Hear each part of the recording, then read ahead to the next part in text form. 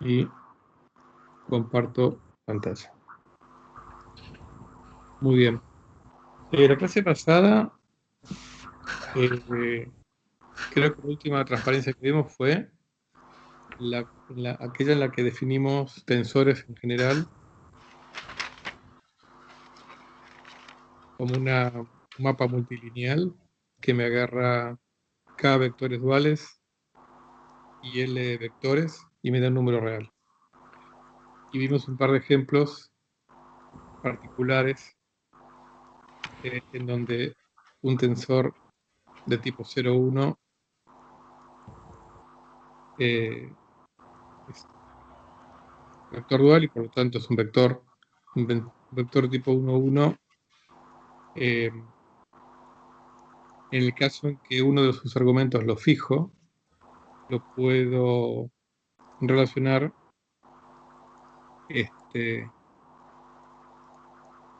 con un vector y cuando tomo el otro argumento fijo lo puedo asociar con un vector dual. Entonces ahí fue donde cortamos la clase. El conjunto, habíamos definido el conjunto tau KL como el conjunto de todos los tensores de tipo KL con las reglas obvias de suma y multiplicación por un escalar. Y un poco con las manos vimos que es un espacio real de dimensión n a la K más L, porque básicamente cualquier tensor queda definido por su acción sobre todas las combinaciones posibles de miembros de la base dual y de miembros de la base, o sea, de K miembros de la base dual y de L miembros de la base. Todas las combinaciones posibles, eso me determina completamente un tensor de tipo KL. Ahí terminamos, con lo cual ahora vamos a seguir. Vamos a definir contracción de un tensor. ¿Qué es la contracción de un tensor? Es una definición. Se llama contracción de un tensor con respecto al vector dual iésimo, o sea, del iésimo casillero, ¿no? Y el vector jésimo, o sea que, como acá vamos a usar mucho esta notación en donde trabajamos con K y L genéricos, con lo cual en el casillero I, ¿no? De estos K casilleros, y este es el casillero J de estos L casilleros, ¿no? La contracción del tensor se define como la suma sobre todos los miembros de la base dual y todos los miembros de la base. El casillero I, por ejemplo, tomo el miembro 1 de la base dual. Y en el casillero J, el miembro 1 de la base, ¿no?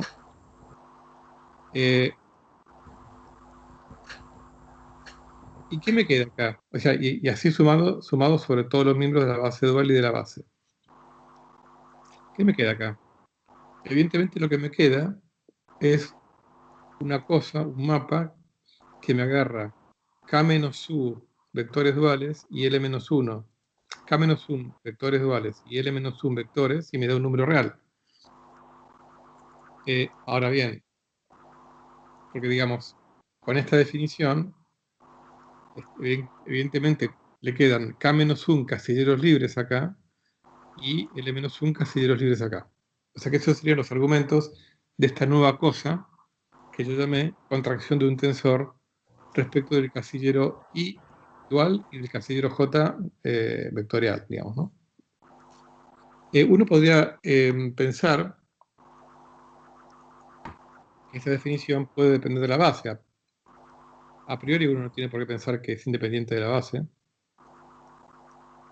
Pero resulta que tiene una propiedad mágica y es que no es independiente de la base. Fíjense que si yo cambio de base, Esto lo voy a hacer. Yo les pido que ustedes después lo lean en detenimiento en sus casas.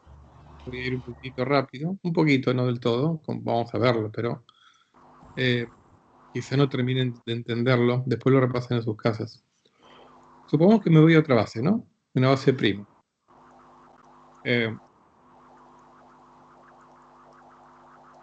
O sea, cambio la base del espacio tangente, ¿no?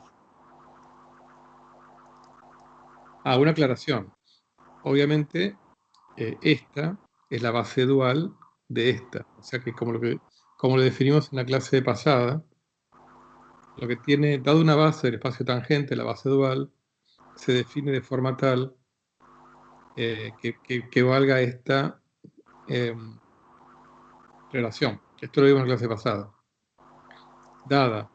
Dados miembros de la base, del espacio tangente, la base dual asociada a esta base es este conjunto de vectores duales que cumplen que la aplicación del sigma, del vector sigma dual al vector delta de la base tangente, me da la delta, o sea, la matriz de identidad, delta sigma delta. Esto lo habíamos visto en la clase pasada. Esto es la propiedad que le pedimos que cumpla a la base dual asociada a esta base. O sea, no es que yo cambio arbitrariamente la base del espacio tangente y después cambio arbitrariamente la base del espacio dual. Digamos, la base del espacio dual con la que trabajo, valga el juego de palabras, es la base dual asociada a esta base. No es que nunca vamos a trabajar en una situación en donde la base del espacio dual sea lo que se me ocurra y la del tangente lo que se me ocurra. Siempre la base del espacio dual va a cumplir con esta propiedad, ¿no? Porque yo podría haber trabajado decir, bueno, hago lo que se me canta, trabajo con cualquier base en el espacio dual y cualquier base en el espacio. Bueno, no lo voy a hacer porque no es práctico. O sea, me complica todo. Siempre voy a trabajar con bases duales que estén relacionadas con las bases del tangente por esta propiedad. ¿Ok? Entonces, por definición, en la base prima, la base dual prima también cumple con esto. Acá lo que hago es una cuenta.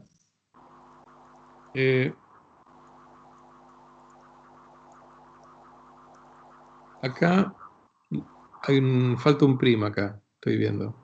Me falta un prima, después lo voy a corregir.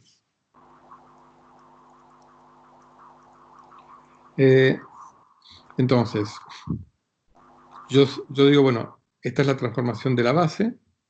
Entonces, reemplazo el B' por esta expresión, ¿no? Como esta es un mapa lineal, la matriz esta sale, me queda esto. Perdón, no es un error, me confundí. Estoy definiendo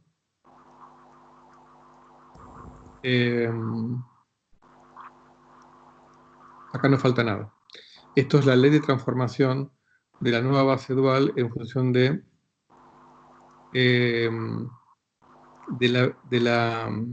la vieja, que no sé cuánto vale esta matriz.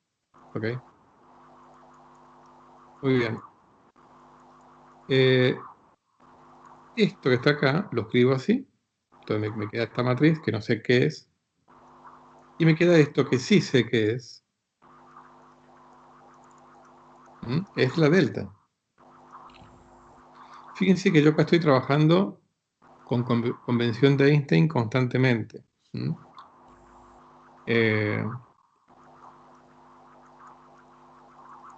Acá estoy sumando sobre alfa, ¿no? Acá estoy sumando sobre beta. Esto por definición es la delta de beta alfa. Fíjense que la propiedad que tiene el tensor identidad delta beta alfa es que cuando yo lo contraigo con el tensor con el índice de otro tensor, lo que me hace es igualar este índice a alfa. Como esta es la matriz diagonal, solamente, o sea, es distinta de 0 cuando beta es igual a alfa. Con lo cual, para alfa fijo y sigma fijo, esta suma, ¿no? Acá hay una suma implícita sobre beta, tiene un solo término, el término cuando beta es igual a alfa, y que equivale a 1. Con lo cual, esta suma sobre beta simplemente se reduce a esto. Me pone beta igual a alfa. Esto lo vamos a usar muchas veces en el curso. O sea, la matriz de identidad lo que me hace es fijar este índice igual a este. Muy bien, esto es A, la matriz A delta alfa multiplicado por la matriz B sigma alfa. O sea, estoy sumando filas con filas. Lo cual matricialmente equivale a multiplicar esta matriz por la traspuesta de esta. O sea, la multiplicación de matrices, por definición, es multiplicar, digamos, columnas de la primera por filas de la... Acá sería columnas con columnas. Columnas de la primera por filas de la segunda. Para obtener filas de la segunda, aquí invierto los índices, ¿no? Con lo cual, esta multiplicación de matrices equivale a multiplicar a A por la traspuesta de B. Como acá está indicado.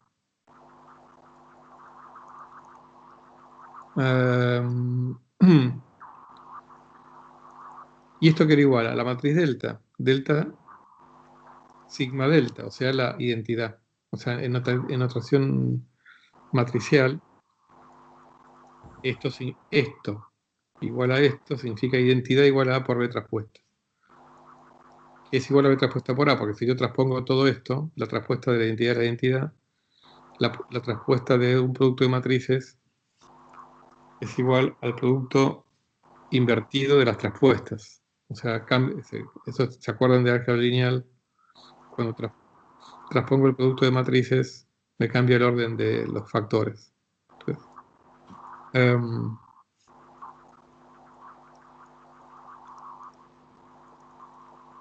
y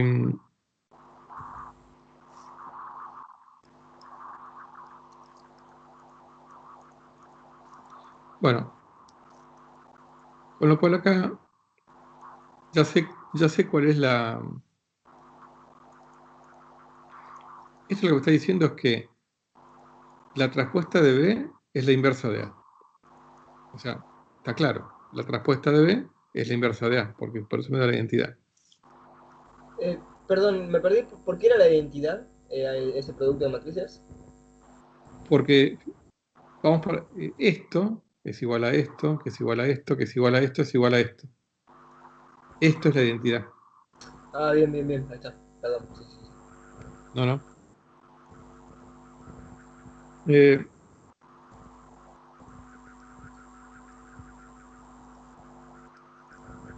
O sea, en realidad, perdón, una pequeña corrección. Si yo acá transpongo esta igualdad, me queda identidad es igual a B por A traspuesta. Pero acá tengo que escribir directamente B traspuesta por A, porque B traspuesta es la inversa de A. Pero en realidad, si yo transpongo esta identidad, lo que me queda es que la identidad es igual a B por A traspuesta.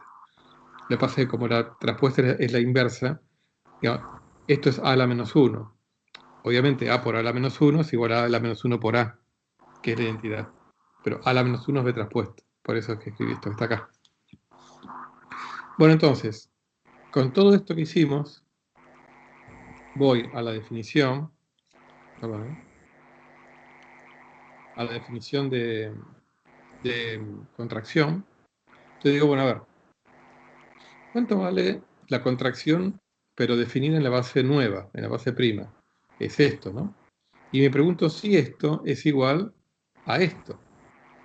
O sea, me pregunto si es independiente o no de la base la definición de contracción de tensores. Entonces, esto, el B', lo reemplazo a el B' estrella, sigma, es B sigma beta por B beta estrella. O sea, esto lo reemplacé por esto, por esto. Y lo saqué afuera del tensor, porque el tensor, acuérdense que es multilineal, Y las matrices B y A son, nada, son matrices de números. O sea, no son ni vectores ni vectores duales. Las matrices A y B son matrices de números. Y lo mismo hice con B' sigma. B' sigma es esto, lo reemplacé acá, me saqué el A de afuera, ¿no? Y me quedó el B alfa acá. A sigma alfa, B alfa. Acá estoy sumando filas con filas, con lo cual equivale a decir B traspuesta por A. Esto es B traspuesta por A. Pero esto es la matriz de identidad. B traspuesta por A es la matriz de identidad. Identidades, bueno, ¿en qué índices? En los que no son mudos. O sea, en beta alfa. O sea, es delta, beta alfa. Multiplicado por esto. Así que delta beta alfa contraído con B beta estrella B alfa, lo que me hace es, acuérdense que la delta me iguala el índice este a este. Por eso lo escribí acá. Con lo cual hemos demostrado que la contracción es independiente de la base que uso.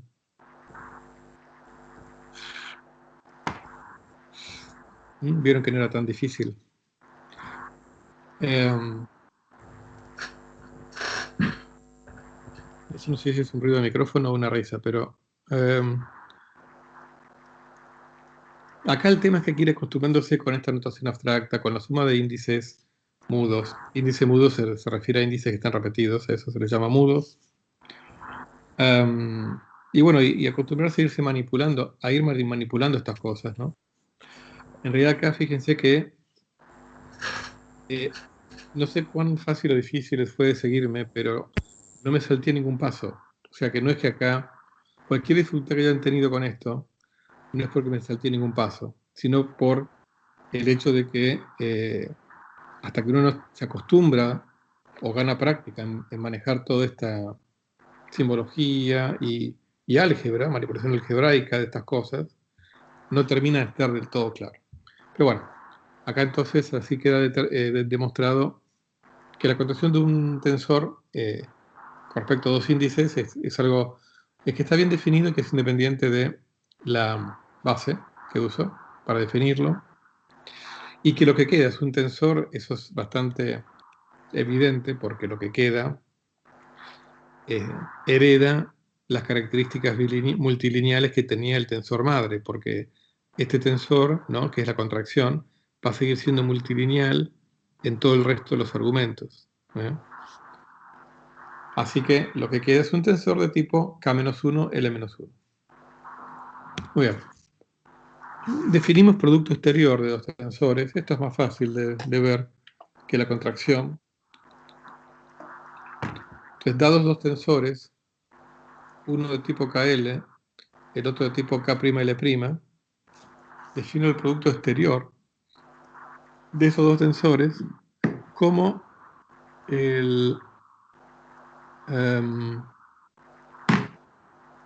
como esto que está acá. Defino. El producto exterior se define con esta cruz, ¿no? Con el circulito. Creo que ustedes vieron el álgebra lineal, el producto directo o algo por el estilo. ¿Alguna vez vieron este símbolo ustedes, supongo? Sí, en Matemática 3 se vio, yo lo vi en Matemática 3, con Ariel Madón. Claro. Pues matemáticas, ¿recuerdan, Mike, qué es matemática 3? Aparte del tipo. Y me acuerdo que habíamos visto sí, un poco de espacios topológicos, vimos un poco de tensores. Sí, sí, que yo estoy. Sí, ok. Bueno, entonces digo, esta cosa que está acá, que es de tipo K más K', L más L más L', lo defino así, un map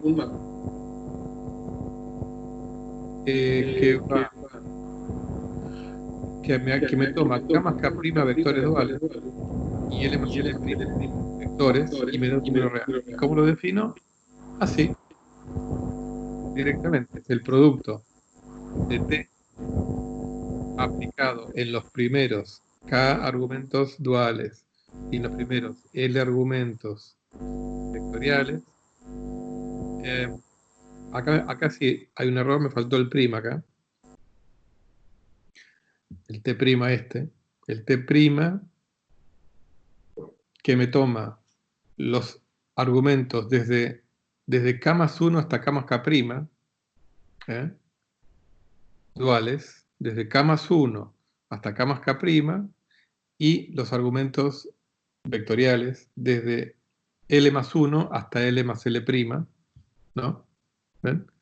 Desde L más 1 hasta L más L', desde K más 1 hasta K más K', ¿no? Así que la definición es mucho más sencilla que la de contracción. Es la definición que uno se hubiera imaginado cuando le dicen definime a tu gusto producto exterior. Lo más fácil es esto.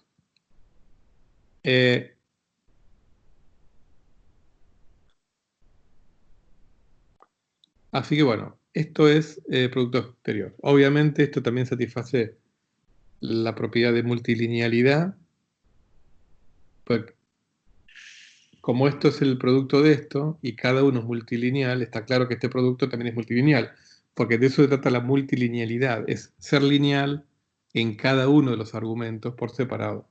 Así que toda esta cosa también es multilineal en todos los K más K' más L' argumentos, ¿no? Bueno.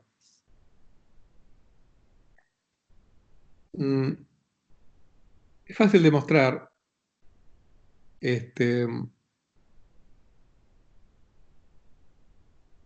Que, fíjense, vamos despacito. Yo me agarro K vectores y L vectores duales y defino este producto exterior. O sea, al final, pues el producto exterior también es asociativo, ¿no? Yo no necesito, ¿por cómo lo definí? Si yo digo, bueno, a ver, ¿cuánto vale T por T', T por T' por T segunda? O sea, agrego un tercer tensor T segunda de tipo K segunda L segunda, ¿no? Y bueno, lo defino así, acá le agrego un tercer factor.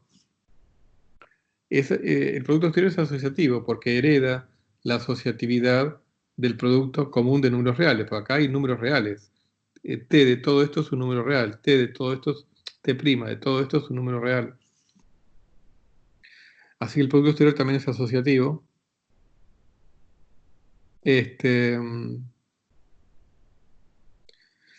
Con lo cual no tengo que poner paréntesis acá cuando tengo tres factores para decir ¿no? Cuál primero multiplico y cuál multiplico después.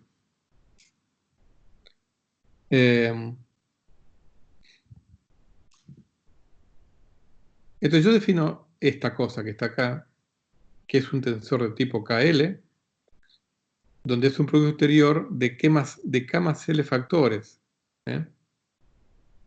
Acuérdense que un vector también se lo puede pensar como un mapa que me agarra un vector dual y me da un número. Pues acuérdense que hay una natural asociación entre vectores y vectores dobles duales. Por eso es que un vector también se lo puede pensar como una aplicación que me agarra un vector dual y me da un número. Y un vector dual, por definición, es un mapa que me da un vector y que me agarra un vector y me da un número real. Entonces, si yo defino todo esto que está acá, ¿no? Donde mu1 va de 1 a n, ¿no? Donde n es la dimensión de la variedad. Mu2 va de 1 a n, mu_k va de 1 a n, nu1 va de 1 a n. Todos los índices estos van de 1 a n. Estos son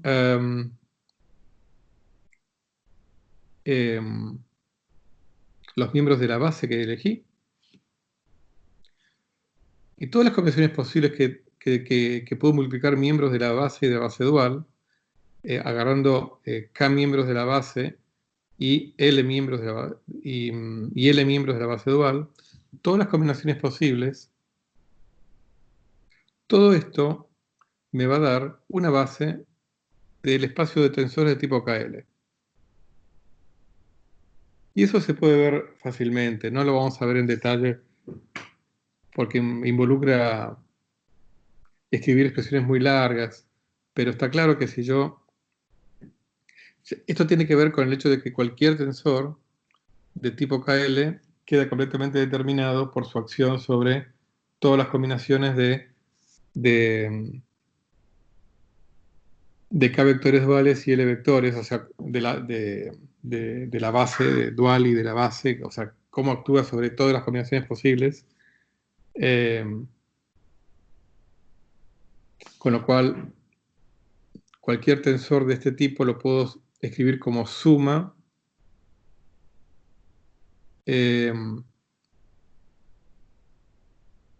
o combinación lineal de todas las combinaciones posibles de esta base. Porque como cada uno de estos también está completamente determinado cómo es su acción sobre cada uno de los miembros de la base, en este caso de la base dual y en este caso de la base, todo esto me va a dar va a estar completamente determinado. O sea, es realmente muy sencillo demostrarlo, nada más que involucra escribir expresiones muy largas, poner todas las combinaciones, todo. Entonces, bueno, habiendo aceptado esto, ¿no? Créanmelo, digamos, y si no me creen, háganlo en sus casas. Cualquier tensor se puede escribir como una combinación lineal de miembros de esta base. Esto es una abreviatura de todo esto. Esa combinación lineal va a estar dada por una serie de números, que son estos, que por definición son los componentes de este tensor respecto de esta base. O sea, esta base y su base dual, ¿no? Así que entonces las componentes de un tensor son los coeficientes de la combinación lineal o de su desarrollo en función de los miembros de esta base. A eso se denomina componentes del tensor. Bueno.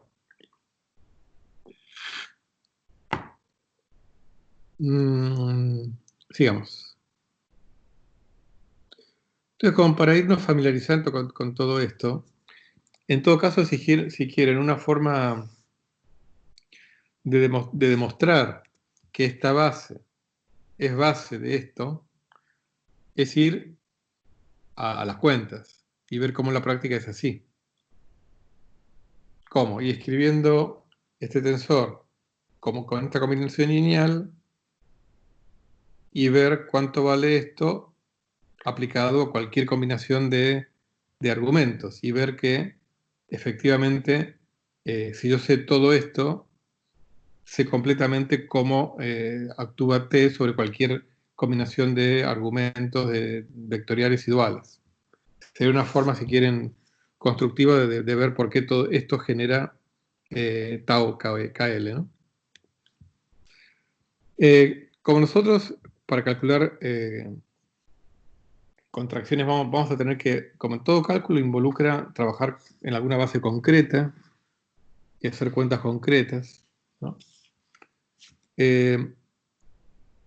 ¿Cuál es la forma concreta que toma la contracción de un tensor? Y bueno, yo voy a la definición de contracción, ¿no? Esta está acá. Y después a T lo reemplazo por este desarrollo, ¿no? En función de esta base. Entonces, ¿qué va a pasar? Esto que está acá ahora es esto, ¿no? Esto, o sea, esto aplicado a todo esto que está acá. Pero ¿qué pasa? Acá la contracción era agarrar, digamos, acá era la contracción, vamos a suponer,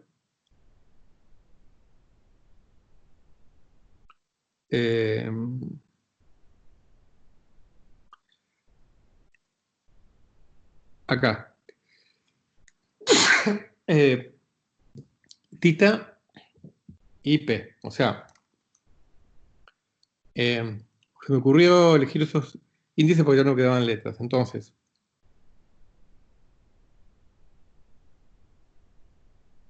cuando acá dije, bueno, defino contracción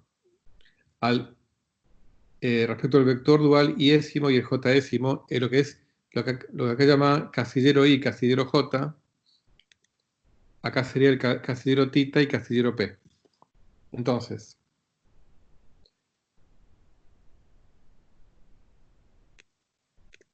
esto, aplicado aquí, tengo que agarrar el miembro, el miembro tita aplicado a esto. La suma, acuérdense que la suma sobre sigma, el sigma es este sigma que está acá, tac, tac. Pero de todo esto lo que tengo que agarrar es el miembro de aquí y el miembro de aquí, el tita y el p. O sea que agarro el nu, mu sub tita. Fíjense que los índices tienen, es como que esto es un subíndice, porque este es el índice tita.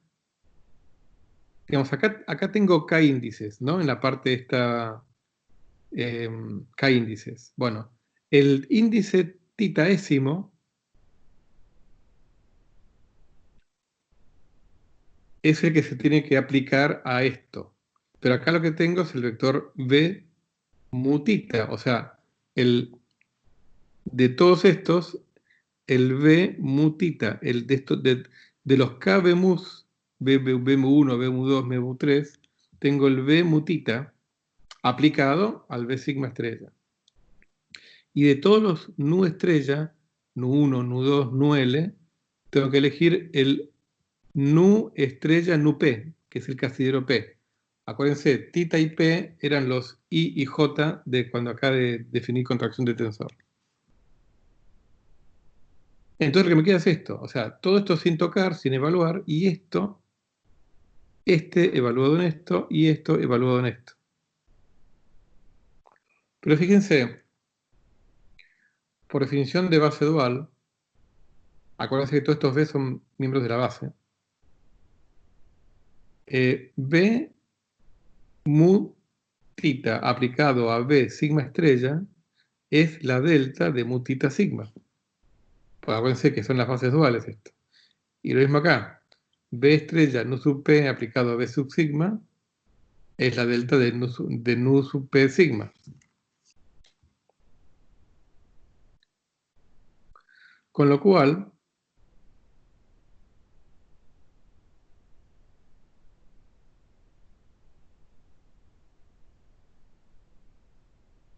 cuando yo contraigo esta delta, acá, fíjense, acá está mutita acá. Cuando la contraigo con la delta mutita sigma, acuérdense que el efecto de la delta es igualar este índice en sigma. Entonces acá tengo mu1, mu2, mutita menos 1, sigma, mutita más 1. Y acá, ¿hasta dónde? Me quedaron solamente k menos 1 índices. Es como que lo que hice fue, digamos, a partir de mutita en adelante los reenumeré, como me quedó, o sea, para no poner mu1, mu2, mutita menos 1, mutita más 1, hasta mu sub k. El mutita más 1 lo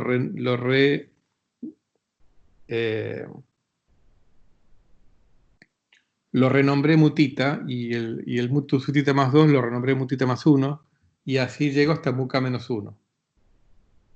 Y lo mismo con esto. Delta nup sigma contraído con el nup que está acá, en el casillero pésimo.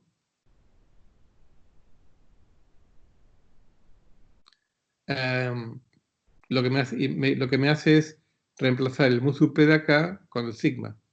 Acá ven. Y hago lo mismo, es nu1, nu2, nup menos 1, sigma. Y aquí lo voy a poner nup más 1, nup más 2 hasta nu-l. Al nup más 1 lo renombro a nup. Al nup más 2 lo renombro nup más 1. Así llego hasta l menos 1.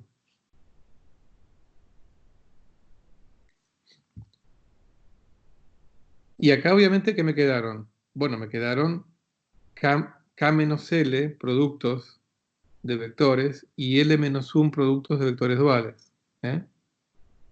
O sea, de todo esto me quedaron dos factores menos, porque este me desapareció y este me desapareció. Y lo mismo, o sea, obviamente cuando uno renombra, acuérdense, ¿por qué puedo renombrar? Yo siempre puedo renombrar índices mudos, siempre y cuando no use una letra que esté usada en otra parte. Entonces, cuando yo al mu tita más 1 lo llamé mutita, está muy bien que lo haya hecho, siempre y cuando aquí también, cuando tengo el b mu tita más 1, lo renombre betita, b mu tita, ¿no? O sea, cuando yo puedo renombrar, yo puedo cambiarle el nombre a índices mudos, siempre y cuando lo haga en los dos lugares donde aparecen, ¿no? Obviamente. Eh,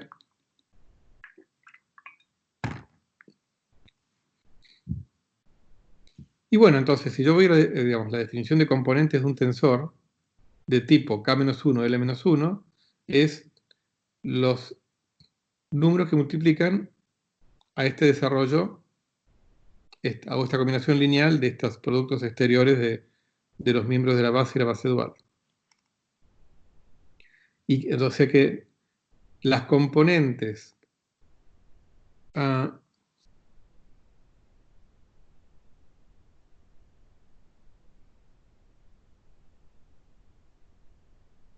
acá tendría que haber puesto faltó K-1 acá y K-1, L-1 acá. Entonces las componentes del tensor contraído es esto que está acá, o sea, es esto, o sea, esto. Contraer, entonces, agarrar esta matriz, que es una matriz de números reales, es una matriz, sí, es una matriz, pero no la matriz que uno entiende como una cosa, un arreglo que tiene filas y columnas, ¿no? Acá en general es una matriz de orden, lo que uno entiende por matriz, acuérdense, es una matriz de tipo 1, 1. Acá es una matriz que tiene muchas dimensiones, o sea, acá no la podría dibujar ni siquiera en el espacio, o sea, si uno tuviera que imaginársela, ¿no?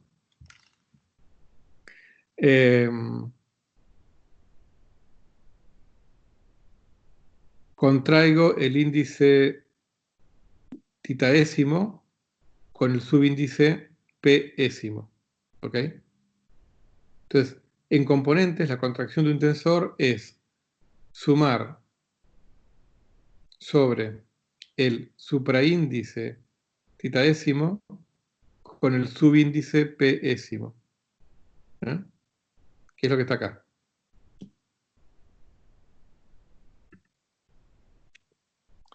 En el caso de el producto exterior en componentes, es también más sencillo, es inmediato, no voy a hacer toda la cuenta porque es directamente las componentes, ¿no? mu1 hasta mu k más k', nu1 hasta nu l más l', es directamente el producto de las componentes estas. Eso es inmediato, así que no... O sea, es como en el otro caso, ¿no? Como la definición de producto exterior.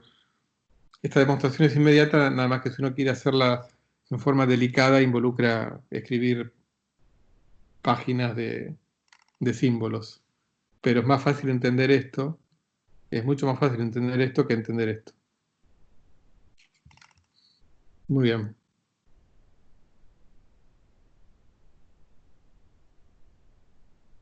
Simplemente me estoy tomando un respiro, para que ustedes también se lo tomen.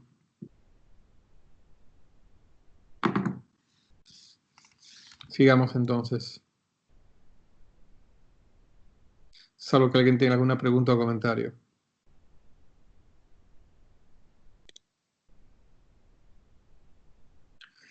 Bueno, acá es una especie de repaso, ¿no?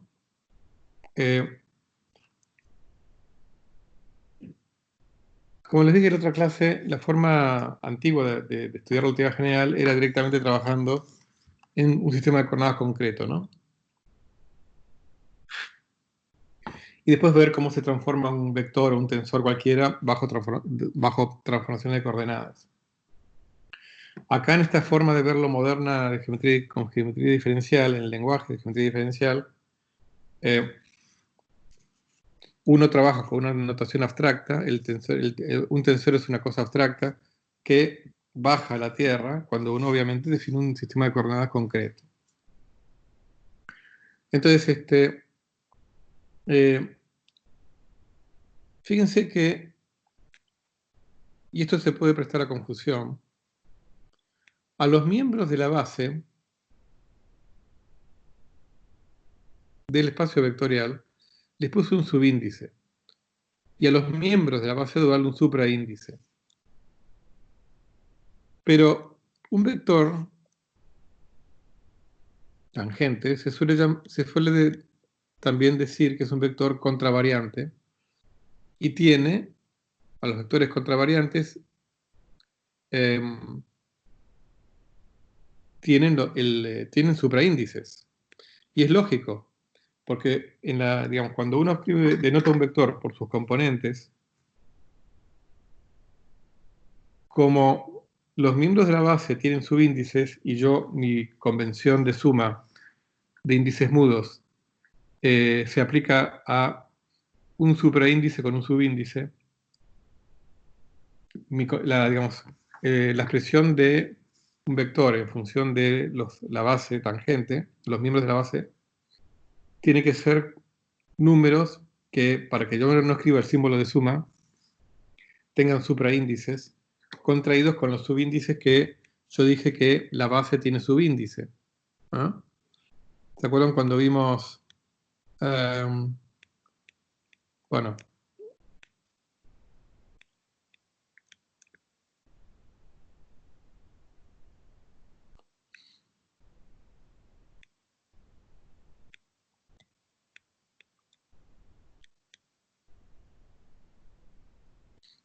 los miembros de la base, y estas eran las componentes? Entonces, un vector, o sea, los miembros de la base tienen subíndices y las componentes tienen supraíndices. Entonces, cuando yo denoto un vector tangente por sus componentes, lo que yo llamo vector tangente o vector a secas, lo denoto por una cosa que tiene supraíndices.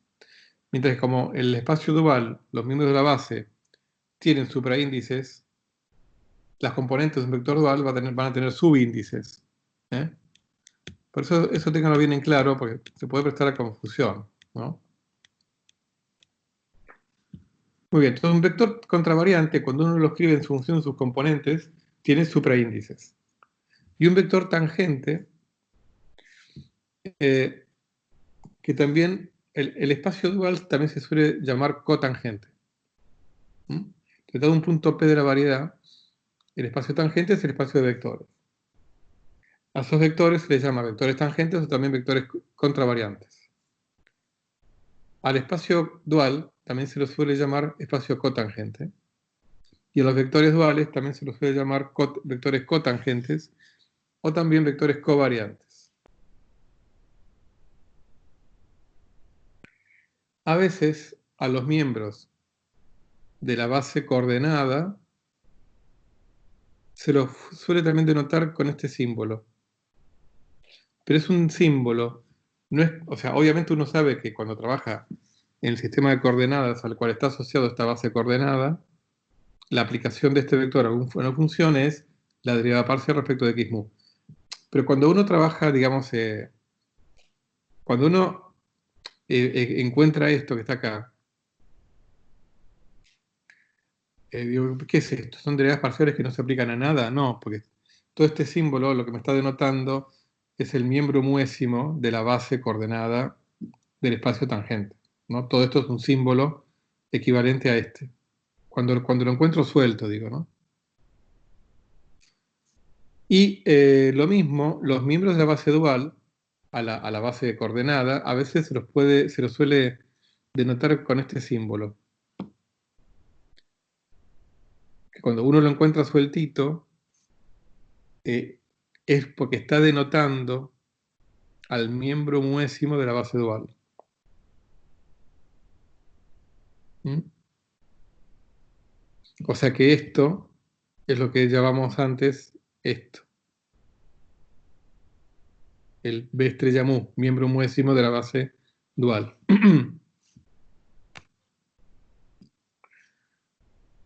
Nosotros dijimos que la base dual se define así, ¿no? Con lo cual, en esta notación, acá está borroneado, pero es un igual esto. Pueden encontrar esto.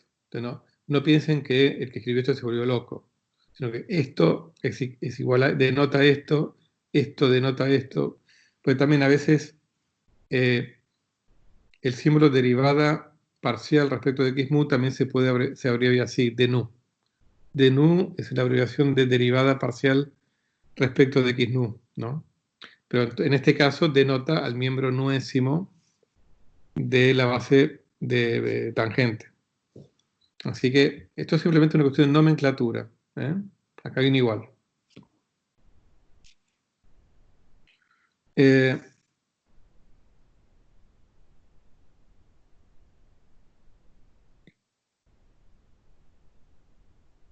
Nosotros habíamos...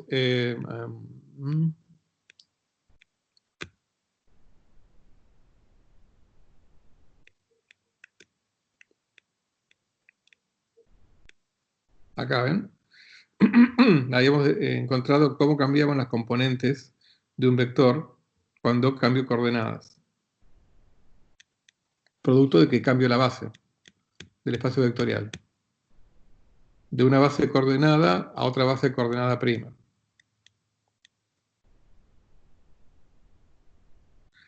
Simplemente acá volví a escribir la ecuación.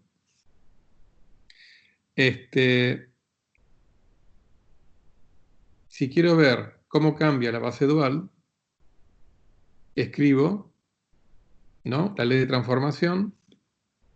Acá escribo una matriz que no sé qué es. Que eso ya lo habíamos visto antes, creo.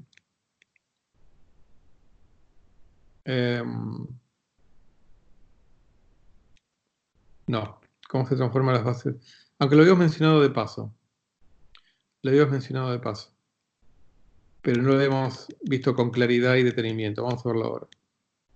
Entonces, ¿cómo se transforma la base dual? Pongo una matriz que no sé cuál es. Yo sé que por definición de base dual, esto vale la delta de mu nu, ¿no? Pero lo que voy a hacer acá es reemplazar,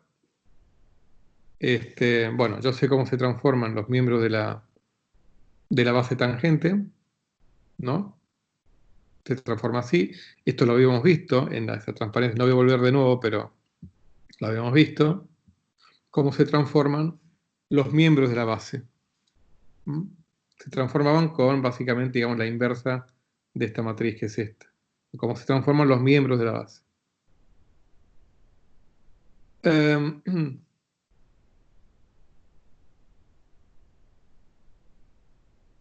Muy bien. Por otro lado,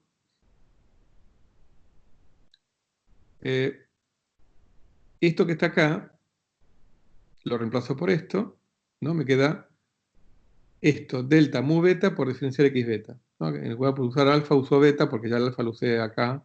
Entonces uso un beta, ¿no? Acá, para reemplazar esto.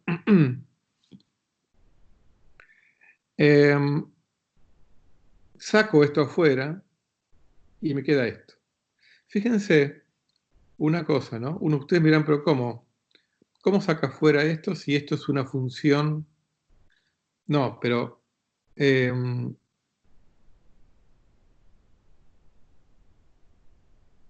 acuérdense que yo estoy acá parado en un punto. Y esto que está acá es un número, porque estoy parado en un punto. Esto es la función, digamos, la derivada de la función x respecto de x' evaluada en el punto P en el que estoy.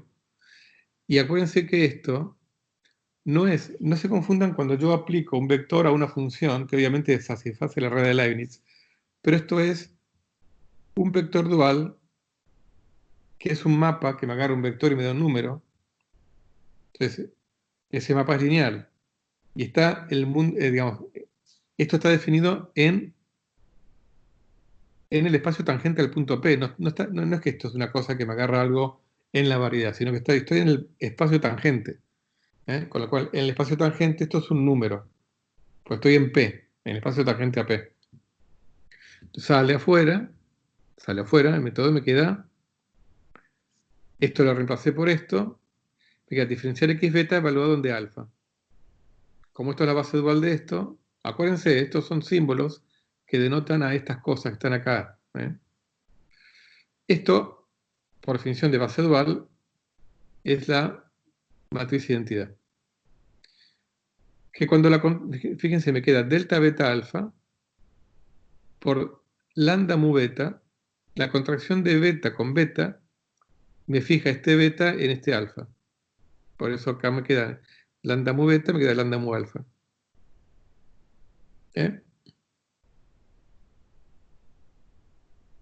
Bueno, pero todo esto es igual a la delta, acá no lo escribí explícitamente, pero bueno, acuérdense, esto, como esto es la base dual de esto, todo esto es la delta de mu nu. Todo esto es la delta de mu nu. O sea, todo esto es igual a la delta de mu nu, o sea, la matriz de identidad.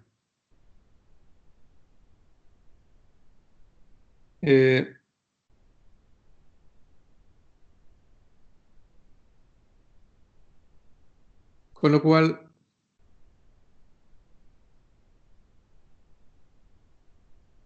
entonces la delta de mu nu. Muy bien, entonces acá, si yo multiplico ambos miros por la inversa de esta matriz, lo que me va a quedar es esto operadito, la inversa, o sea, esto la llamo la matriz de x a de x', ¿no? Que tiene componentes alfa nu. Esto sería la inversa.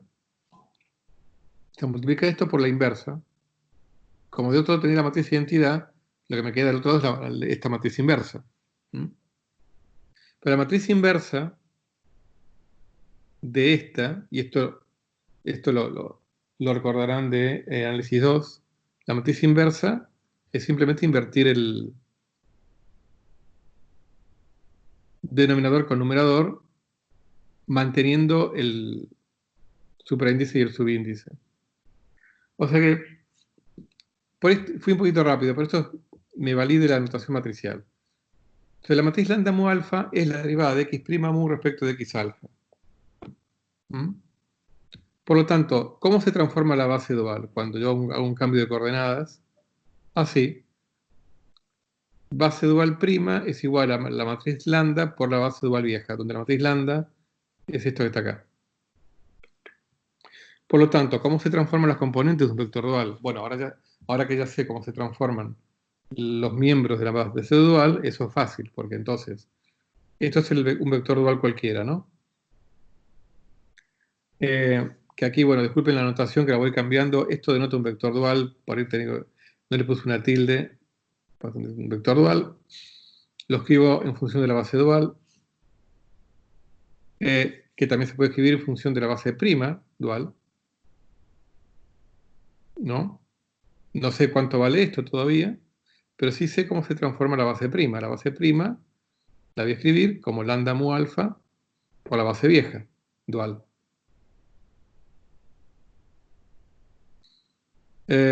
Entonces, tengo que igualar a esto con esto. Con lo cual, todo esto tiene que ser igual a la delta de mu alfa, para que todo esto me dé mu mu. Como acá tengo alfa, todo esto me tiene que dar la delta de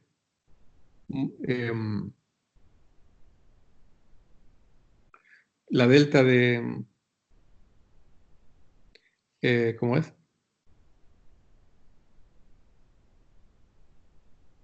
Acá tendría que haber puesto, no, está bien, bueno, sí. Acá lo que tengo que hacer es, para igualar esto con esto, tengo que a alfa lo llamo mu y a mu lo llamo alfa. Intercambio mu con alfa. Esto siempre lo puedo hacer porque son índices mudos. Lo que yo no puedo tener es tener 4 índices iguales. Si yo acá a alfa lo llamo mu y acá lo llamo a mu alfa, está todo bien. Estoy cambiando los nombres de los índices. Entonces, ahora sí. Acá me queda alfa, alfa mu. Acá me queda diferencial x mu, que lo tengo aquí, ¿no? Entonces, me queda que omega mu es igual a omega prima alfa lambda alfa mu.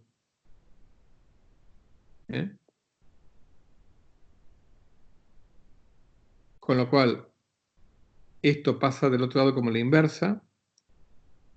Pasa como la inversa. Acá me queda entonces, acuérdense que pasa como la inversa. Me queda que omega prima mu es igual a la inversa por omega, alfa. Pero la inversa era, o sea, lambda era esto, la inversa va a ser nuevamente derivada de x alfa respecto de x prima mu.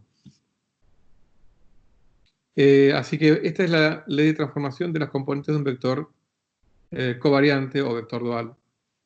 Fíjense, era de esperar. Así como la ley de transformación de vectores contravariantes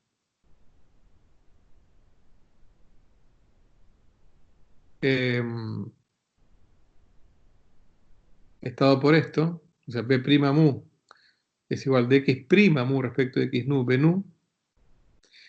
La ley de transformación, o sea que las nuevas componentes son iguales a la derivada de las nuevas coordenadas con respecto a las viejas, por las viejas componentes. El vector dual es al revés. Las nuevas componentes del vector dual son iguales a las derivadas de las viejas coordenadas respecto de las nuevas coordenadas por las viejas componentes del vector dual. O sea, es al revés que es como que los vectores contravariantes se transforman los componentes de una manera, si quieren, más intuitiva. Las nuevas componentes son iguales a las derivadas de las nuevas coordenadas respecto de las viejas, multiplicadas por la vieja componente. En cambio, los vectores duales, las componentes se transforman de manera antiintuitiva. Digamos, en realidad es una forma, si quieren, como regla mnemotécnica. No digo que sea más intuitiva o menos intuitiva, pero eso va en gusto de cada uno. Las nuevas componentes del vector dual, en función de las viejas, involucran las derivadas de las viejas coordenadas respecto de las nuevas coordenadas. Al revés que la ley de transformación de los vectores. Muy bien. Ya tenemos entonces establecido cómo se transforman las componentes de un vector y un vector dual cuando cambio de coordenadas. Pero ya les digo, en la vieja forma de decirlo, uno dice, bueno, ¿cómo cambian las componentes cuando hago una transformación de coordenadas? Fíjense que acá son transformaciones generales de coordenadas. Cualquiera, esto vale para cualquier transformación, no importa qué transformación haga.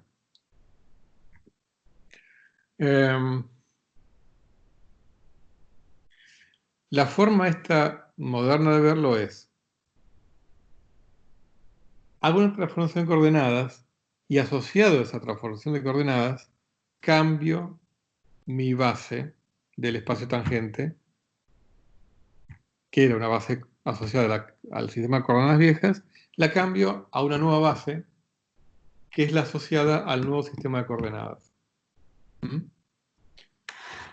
Pero como les dije en la clase pasada, uno a veces puede querer trabajar en bases que no estén asociadas a un sistema de coordenadas determinado.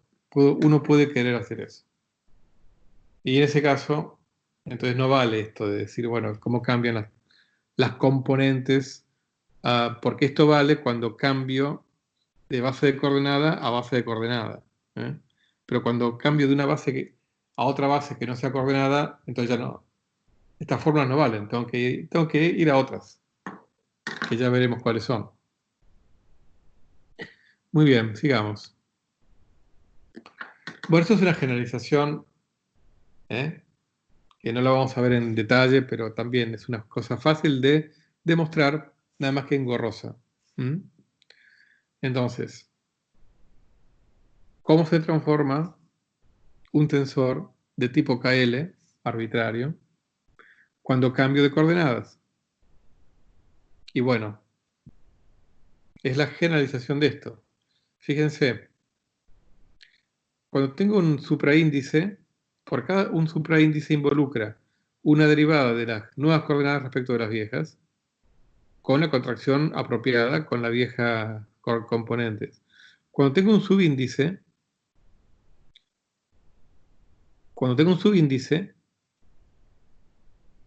si quieren como regla mnemotécnica, cuando tengo un subíndice, como las coordenadas, las coordenadas tienen siempre supraíndices, o sea, una coordenada yo la denoto con un supraíndice. Eso siempre. Una coordenada, sea el tiempo, el espacio, ¿no? X0, X1, X2, la coordenada siempre está denotada por un supraíndice. Entonces, ¿qué pasa? Esto también, como, si quieren, como regla mnemotécnica. Si quieren, como que le devuelve el carácter intuitivo el carácter intuitivo a la ley de transformación de un vector dual. La nueva componente del vector dual, como las componentes están dadas por subíndices,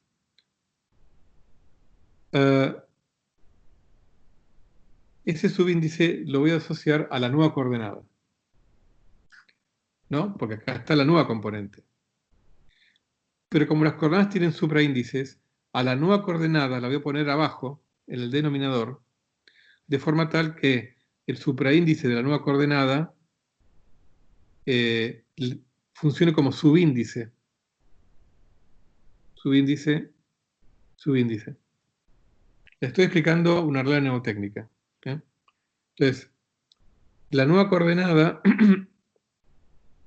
que es la que me tiene que dar el índice a la nueva componente, te tiene que aparecer abajo. Porque como las componentes son de un vector dual, tienen subíndices, entonces la nueva componente va a tener que estar determinada por la nueva coordenada, pero abajo, para que el supraíndice de la coordenada sea el subíndice este. Y bueno, con lo cual la coordenada vieja va a tener que estar arriba, que es la que se tiene que contraer la coordenada vieja con la vieja componente. ¿Ah? En ese sentido, ambos tienen en común eso. La vieja coordenada se contrae con la vieja componente en la transformación de un vector. Acá lo mismo.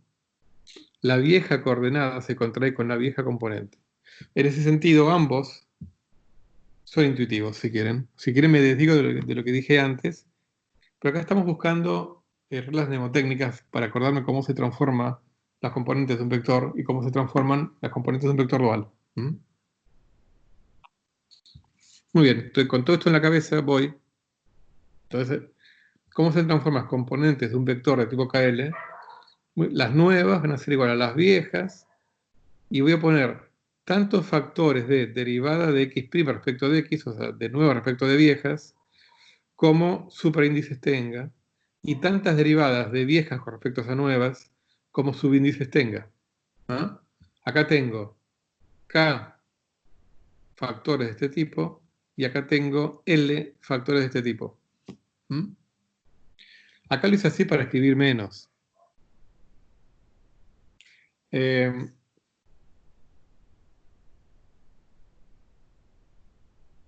acá tendré que ir, bueno, desde mu1 hasta mu-k, productos de acá, desde nu1 hasta nu-l, productos de este tipo. ¿No?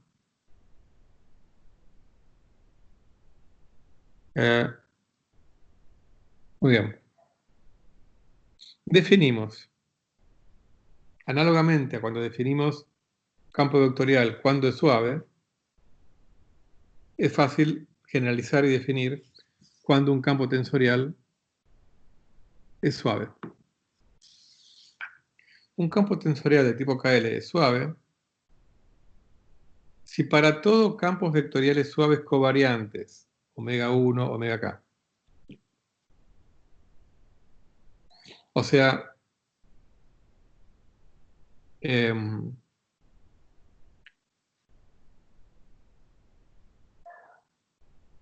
y campos vectoriales contravariantes, B1, BL, esta cosa, que va a ser una función real, es suave. Si para toda combinación de campos suaves, vectoriales y vectoriales duales, esto me da algo suave.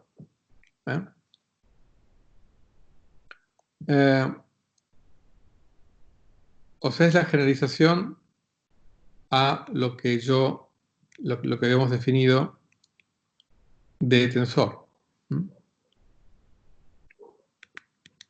Bueno, no importa, pero ¿se acuerdan? O sea que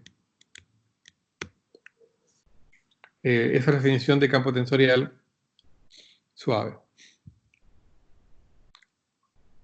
Muy bien. Bueno, ahora vamos a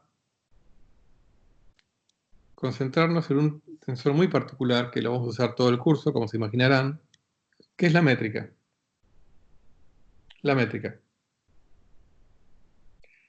Bueno, nosotros dijimos que Einstein se dio cuenta que la gravedad tiene que estar relacionada con la curvatura del espacio-tiempo.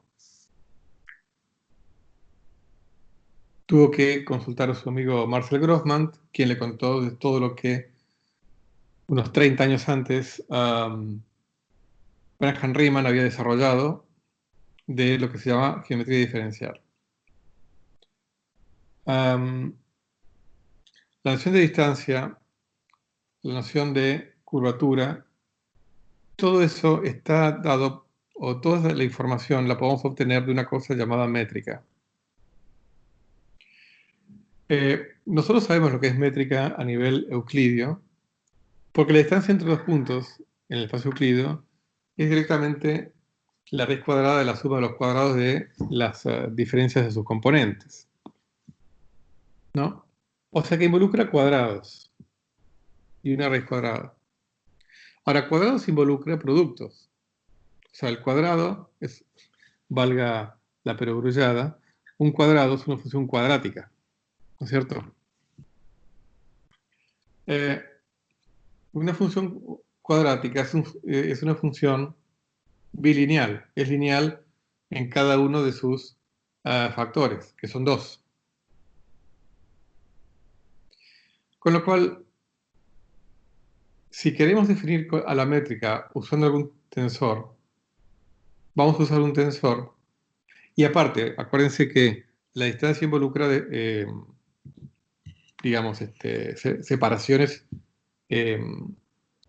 digamos, en el caso del espacio euclidio, en las 3 dimensiones, ¿no? X y Z. Alto, profundidad y largo. Entonces, pero como nosotros dijimos que en un espacio-tiempo curvo no hay forma natural de sumar puntos, porque no hay una asociación natural entre puntos y vectores. En el espacio de Euclidio y en el espacio de Minkowski sí la había y lo vimos en la clase pasada o en la anterior, pero en este caso no hay. En forma intuitiva las flechitas se me salen de la variedad. Las flechitas viven en el espacio tangente. En cambio, en el espacio Minkowski, las flechitas, naturalmente uno puede pensar que viven en el propio espacio, o por lo menos hay una relación natural entre ellos, entre puntos y flechas. Entonces, como acá no la hay, vamos a tener que contentarnos con definir distancias a nivel local, porque entonces voy a tener que recurrir a desplazamientos infinitesimales, direcciones locales, direcciones que involucren desplazamientos infinitesimales. Y aquí es donde aparece todo lo que vimos asociado a vector, asociado, digamos, asociado a una derivada parcial, a una dirección local. Entonces vamos a definir a la métrica como un mapa que me agarra pares de direcciones y me da un número real. Obviamente lo voy a hacer así de forma tal que puedo trabajar con curvaturas generales, porque en el caso del espacio euclidio, la métrica, digamos, vale, pensado como los factores que multiplican a las diferencias de coordenadas, valen 1 cuando tengo multiplicadas las diferencias de coordenadas iguales, delta x por delta x, y vale 0 cuando mezclo desplazamientos de diferencias de coordenadas diferentes, x con y, x con z. Ahora, en general, yo voy a buscar funciones métricas que involucren también productos cruzados de coordenadas. Pero todo eso es lo que se había dado cuenta 30 años antes Riemann. La forma general de definir una métrica para espacios curvos va a ser esa, que involucren productos de todo tipo entre las coordenadas. Y eso además me garantiza que yo pueda trabajar con un lenguaje que sea independiente de las coordenadas. Porque incluso la propia geometría euclidia puede pasar a tener la métrica expresada en otras coordenadas, puede tener productos componentes no diagonales. Yo puedo trabajar con coordenadas en espacio euclidio en donde la métrica no sea solamente diferente a 1, 1, 1, sino que además sea no diagonal. Bueno, ejemplos como ustedes los han visto cuando han trabajado en otras coordenadas, como esféricas, cilíndricas, bueno. O sea que, entonces la métrica va a ser un mapa lineal. Entonces, como yo quiero que me agarre de pares de direcciones, ¿se acuerdan que un tensor tipo KL me toma K vectores duales, L vectores y me da un número? Yo acá lo que quiero es que la métrica sea un mapa que me agarre dos vectores, o sea, dos direcciones y me den un número. ¿Y eso qué es? Es un tensor de tipo 0,2. Un tensor de tipo 0,2 me agarra ningún vector dual y dos vectores. Esto que está acá. Y voy a pedir que, como es una métrica, y yo la noción intuitiva que tengo de métrica es que es algo que tiene que ser simétrico, ¿no? O sea que no importa el orden en que yo elija las direcciones, la distancia esa me tiene que dar lo mismo. Con lo cual, entonces, voy a pedir que la métrica aplicada al vector B1 y B2 sea igual a la métrica aplicada al vector B2 y el B1. Voy a corregir acá.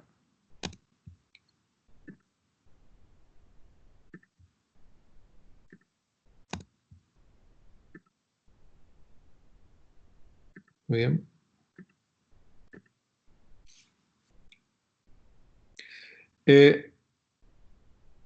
Y le voy a pedir, y esto no lo van a terminar de entender ahora, ¿por qué le pedimos además esto? Que sea no degenerada. Y por si no se acuerdan qué significa eso, que sea no degenerada significa que si para un dado vector B, perdón, para un dado vector B1, la métrica aplicada a B1 y a cualquier otro vector B del espacio tangente me da 0, solamente eso puede ocurrir cuando B1 es igual a 0. Bueno, el primer motivo para eso es que yo voy a querer que la métrica me defina un producto interno en el espacio tangente. Y cuando ustedes recordarán que uno a un producto interno le pide, entre otras cosas, que justamente sea no degenerado. O sea que si el producto interno de un vector con cualquier otro es 0, eso ocurre solamente si el primer vector es 0. Eso es pedirle a un producto interno que sea no degenerado.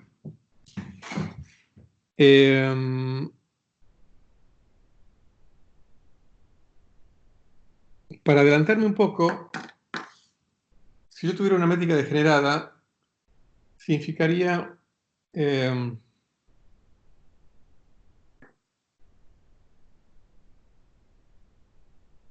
que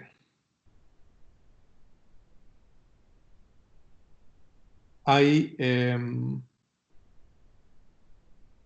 alguna dirección en la cual el comportamiento cronométrico y espacial es patológico. Es lo único que les voy a decir. Quizá en algún momento del curso surja eso, o sea, surja en la práctica qué pasaría si eso ocurriera, pero por ahora me lo tienen que creer. Esto es intuitivo a esta altura, esto no tanto, a esta altura. Después lo va a hacer también. Así que, bueno, una métrica es eso. Es un tensor tipo 0,2 que es simétrico y no degenerado. Muy bien. Bueno, aquí hay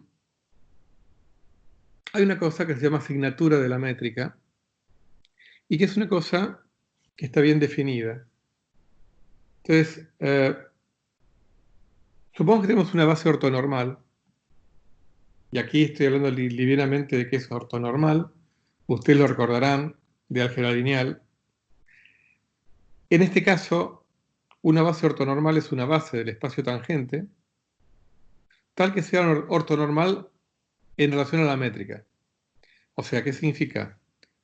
Una base que cumpla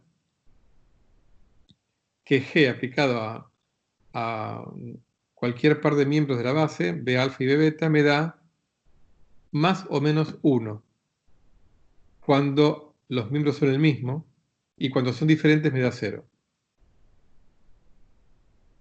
Entonces la pregunta es, ¿estas bases ortonormales están bien definidas?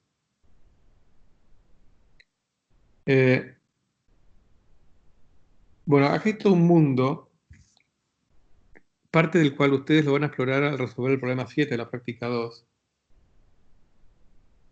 Pero como es un problema para nada trivial, yo se los voy a bosquejar en esta misma clase. O sea, y de hecho,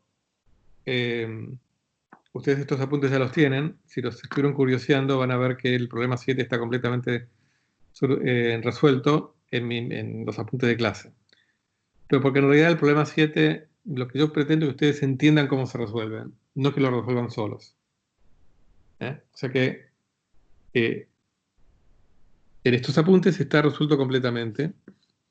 Ahora lo vamos a ver en forma un poquitito rápida, pero ustedes tienen la posibilidad de estudiarlo en detalle en sus casas. Bueno, vamos a ver qué es este mundo de base ortonormal. O sea, ni siquiera sabemos si es tan trivial encontrarla, o si existe o qué, ¿no?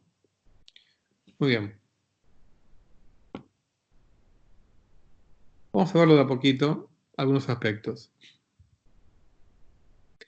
Primero vamos a ver si existe. Lo que vamos a hacer acá es recurrir a nuestra vieja amiga, nuestro viejo amigo, el método inductivo, ¿no? O sea, el teorema pide dos cosas: demostrar que existe y demostrar que esta asignatura, que me olvidé de decirlo, la asignatura es el número de signos más y el número de signos menos, que es independiente de la base. O sea, asignatura es algo bien definido. Es una especie de generalización a lo que uno entiende por autovalor. Ahora vamos a ver eso. Pues podría haber bases ortonormales. Primero, ¿existe o no? Bueno, existe, ponele, ¿no? Segundo, ¿existe una o varias bases ortonormales? Veremos. Tercero, el número, si existen varias, el número de signos más y de signos menos, ¿cambia de base ortonormal a base ortonormal? Puede ser que una base sean 3 signos más y uno menos, en otra 2 signos más y dos signos menos, ¿no?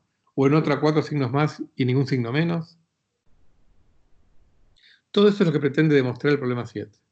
Muy ambicioso como problema de una práctica. Por eso vamos a un poquito bosquejarlo acá. En el caso de la dimensión 1, ¿no? A ver, dimensión 1, tengo un único miembro de la base, ¿no?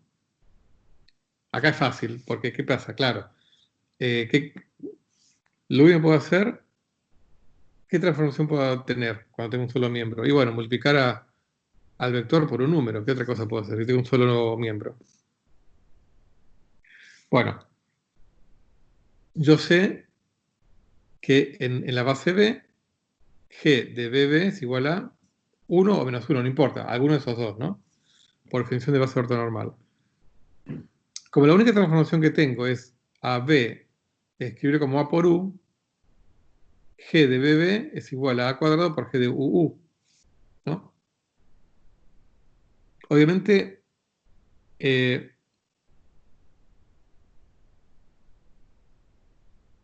a cuadrado es positivo, con lo cual es evidente que el signo de G de UU es igual al signo de G de BB.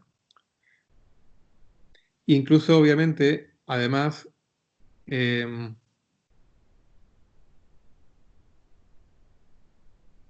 dos cosas. Acá estoy demostrando que la asignatura es independiente de la base y además estoy demostrando que existe. ¿Por qué? Porque como G es no degenerada, existirá al menos un vector para el cual G de BB es distinta de 0. Pues si G de BB fuera 0 para todo B, es fácil de inmediato demostrar que G sería degenerada. Entonces, hay algún B para el cual G de BB es distinto de 0. Entonces, inmediatamente puedo encontrar un otro, o un U, o pongámosle, existe un U para el cual G de U es distinto de 0. Inmediatamente puedo encontrar un B, ¿no? Que tal que G de BB me dé 1 menos 1. ¿Qué hago? Y agarro al G agarro al U y lo multiplico por el U1A, donde A es igual a esto que está acá. Y inmediatamente obtengo un B tal que G de BB me dé 1 o menos 1. No importa. Será la asignatura que tenía G de U. O sea que para el caso 1 es inmediato demostrar la existencia y el hecho de que la asignatura es independiente de la base. Para el caso 1 es inmediato. Muy bien. Lo que hay que hacer después,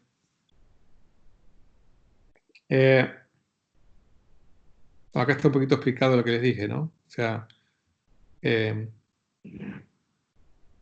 por qué si no hubiera un U para el cual esto fuera distinto de 0, la matriz sería degenerada. Acá está demostrado en detalle, ustedes después lo ven. Es inmediato, eso está acá. Muy bien, entonces ahora suponemos que vale, o sea, supongamos que para un espacio vectorial de dimensión n-1, vale que la asignatura es independiente de la base, ¿no?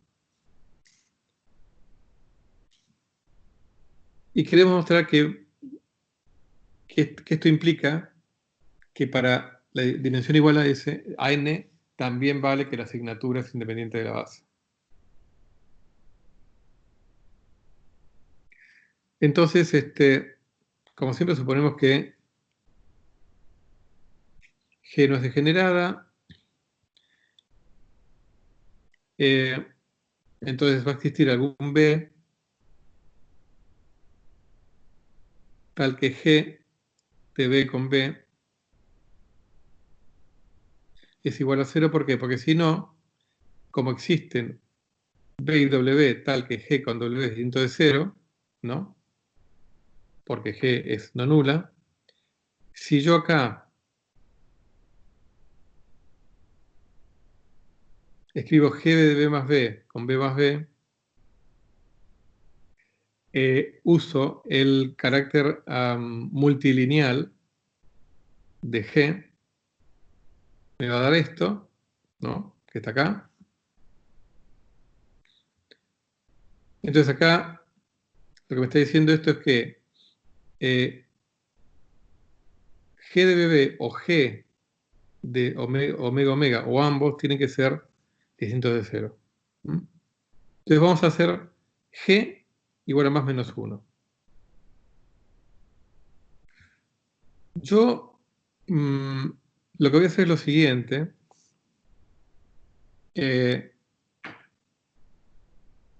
Como esto es un ejercicio de la práctica, ¿no? Yo no voy a avanzar más en esto. No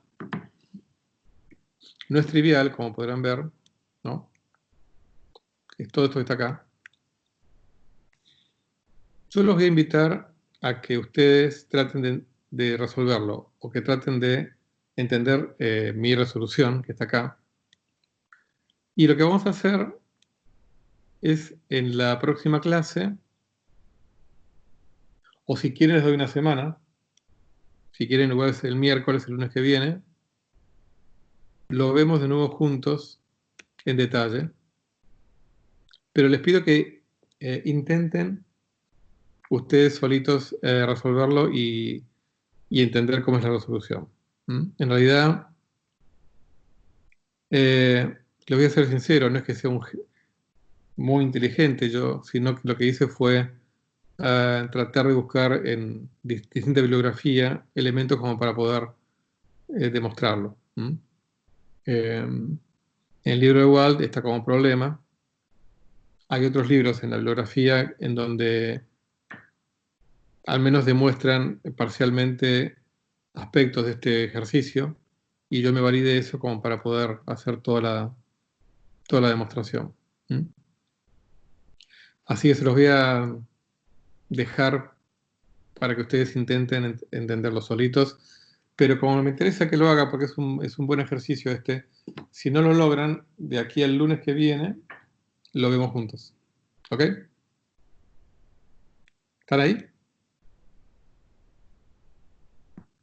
Sí, sí. Ah, no, no, me estaba preocupando. Bien, muy bien. Bueno, sigamos.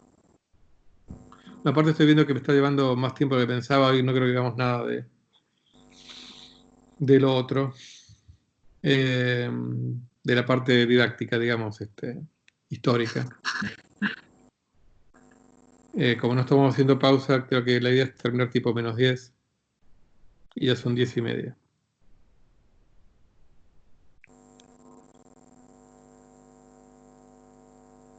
Bueno, hay una cosa acá que van a tener que ver. Fíjense, en algún momento van a caer, como tienen que hacerlo, en un problema de autovalores. ¿Ah?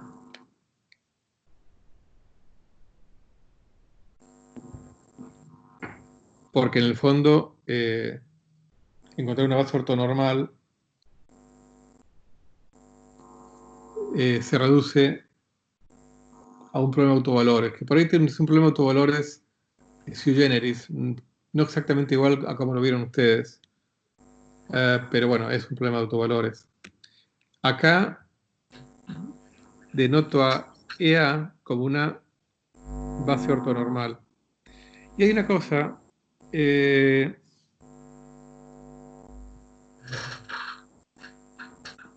para poder entender o para poder escribir bien, resolver bien este ejercicio, es importante que conozcan esta notación que la vamos a ver en esta clase, que es la notación de índices abstracta. Y es lo que quiero ver antes de que termine la clase de hoy. Bueno, avancemos. Bueno, por supuesto que, como vimos en la clase pasada,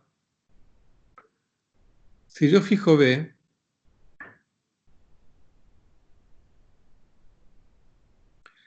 esto me agarra un vector y me da un número, ¿no?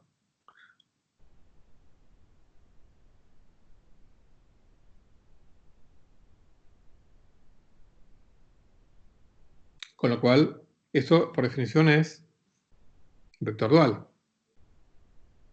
O sea que esto para B fijo lo podemos identificar con un vector dual. Ahora bien, si esto para B fijo es un vector dual, significa que también puedo pensar esto como un mapa que me agarra un vector y me da un vector dual. O sea, para B fijo todo esto es un vector dual, porque es un mapa de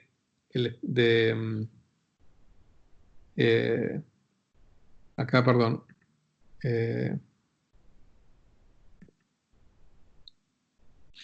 Esto pensado como este casillero, aquí tiene que haber puesto BP.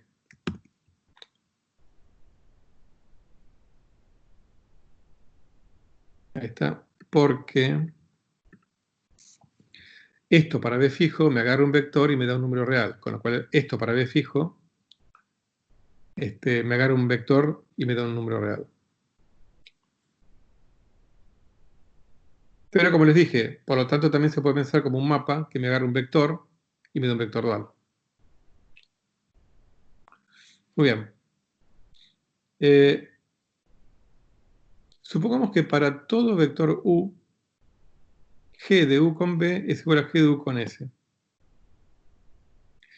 Y bueno, entonces evidentemente va a ser el mismo mapa. ¿Por qué? Porque si para todo U vale esto, si yo esto lo paso restando por el carácter bilineal, esto implica esto, ¿no? Pero si esto es igual a 0 para todo U, como G es no degenerada, significa que B menos S es igual a 0. O sea que B es igual a S. ¿Eh? Entonces, si B es igual a S, está claro que este mapa es igual a este. O sea, este mapa, o sea, como B es igual a S, este mapa es igual a este mapa. Pensándolo como un mapa de el espacio tangente en el espacio dual. ¿Eh? Entonces, ¿qué pasa? ¿Qué es lo que acabo de mostrar? Que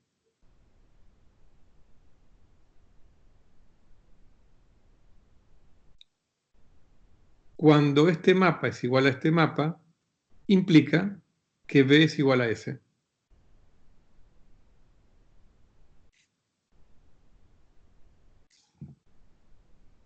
O sea que es un mapa, si quieren, inyectivo.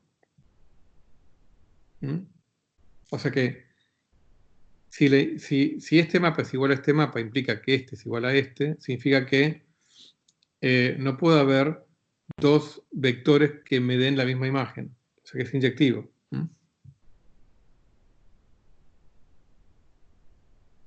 Obviamente, si al revés, si S es igual a B, obviamente esto me da el mismo mapa. Con lo cual, y como además la dimensión del espacio dual es igual a la dimensión del espacio tangente, lo que concluimos es que G establece una biyección entre ambos espacios vectoriales. Con lo cual, podemos establecer una equivalencia entre B y B estrella, o sea, entre el espacio tangente y el espacio... No, equivalencia significa en este caso que G me establece una relación 1 a 1 entre un vector, entre cada vector del espacio tangente y cada vector del espacio dual. O sea, previo a la métrica, no existía una relación natural entre un vector y un vector dual. Pero, dada una métrica, debido a su carácter no degenerado, yo puedo establecer una relación, o si quieren, la métrica me asigna a cada vector un vector dual, y viceversa. Y eso va a ser muy importante. Ahora vamos a ver por qué. O sea, dada una métrica, me aparece una relación natural entre vectores y vectores duales. Así como yo les había dicho que había una relación natural entre vectores sobreduales y vectores, con una métrica tengo una relación natural entre vectores y vectores duales. Cuestiones de nomenclatura. Si la asignatura de la métrica es n, o sea, es igual a la dimensión de la variedad, decimos que la métrica es definida positiva. Si la asignatura es n-2, decimos que es lorentziana. En realidad hay una cosa. Decimos que asignatura es igual al número de signos más menos el número de signos menos. Con lo cual, si la asignatura, en el caso del espacio-tiempo físico, si la asignatura es 4, está claro que los 4 signos son más. La única forma de llegar hasta 4 es que los 4 signos sean más. Si en cambio la asignatura es tipo Minkowski, o sea que hay 3 signos más y uno menos, si sumo todo me da 2. Que sería el caso de este, n-2. Decimos que es lorentziana. En el caso de n dimensiones, una asignatura lorentziana es que tenga n-1 signos más y un signo menos. Eso para hablar, por ejemplo, con el caso de teoría de cuerdas o algún tipo de, digamos, que tengo 10 dimensiones o 11 dimensiones, o la original teoría de cuerdas que tengo 26 dimensiones. Digamos, una teoría de cuerdas, cuando se dice que es en 10 dimensiones, es porque tengo 9 dimensiones espaciales y una temporal. Entonces tengo 9 más 1, 10. La asignatura sería 8. La asignatura de la teoría de dimensiones en 11 dimensiones, que es la que se llama supuestamente M-Theory, tendría asignatura 10. Bueno, y así. En el mundo que conocemos, la asignatura sería 2. Asignatura lorentziana. Por supuesto que en una base ortonormal, fíjense que en una base ortonormal, en general no va a coincidir con una base coordenada, cuando el espacio-tiempo es curvo. La base ortonormal de la métrica, según la métrica toma la forma -1, 1, 1, 1. Pero esa base en general no va a ser coordenada. Solamente va a coincidir con la coordenada cuando el espacio es plano, de tipo Minkowski. Ahí sí, la métrica es diagonal -1, 1, 1, 1, pero es un espacio-tiempo plano. Es el espacio de Minkowski que es plano. Pero en general, cuando el espacio-tiempo es curvo, la base, en una base ortonormal no va a ser una base coordenada. Generalmente una base coordenada, la métrica no va a tener la forma -1, 1, 1, 1. Así, bueno, ya hemos definido métrica lorentziana o asignatura lorentziana y hemos definido qué es la asignatura de la métrica.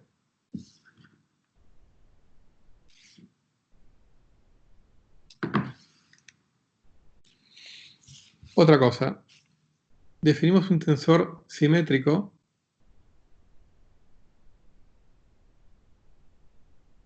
en el caso de un tensor de tipo 0,2, como sería este, un tensor es simétrico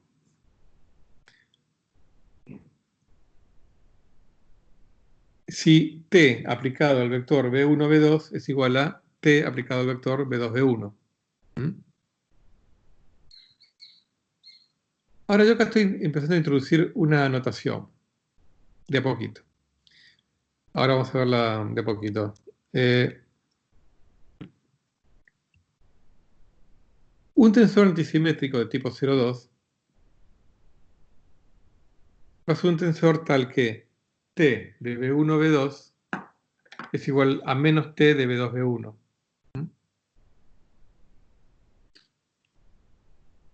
Muy bien. Nosotros vamos a introducir bueno, la generalización, bueno, entonces,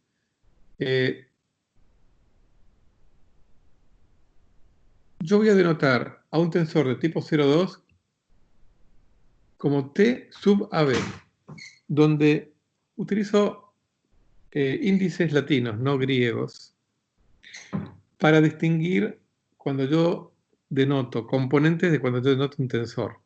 Entonces, por ejemplo, P sub, o vamos a ver el caso de la métrica, ¿no? Acá puse GAB. Si yo pongo G mu nu, acá, cuando yo escriba G mu nu, voy a denotar la componente mu nu de la métrica en alguna base, que puede ser... generalmente cuando uso letras griegas, voy a denotar componentes respecto de una base coordenada. Entonces, si yo escribo G mu nu, voy a denotar la componente mu nu de la métrica en una cierta base coordenada en la que estoy trabajando, ¿no? En el sistema de coordenadas que estoy trabajando. Cuando escriba GAB, voy a denotar al tensor de tipo 0,2 métrico, al tensor métrico de tipo 0,2 sin hacer referencia a ninguna base en particular, sea coordenada, ortonormal, lo que sea. O sea, cuando yo escribo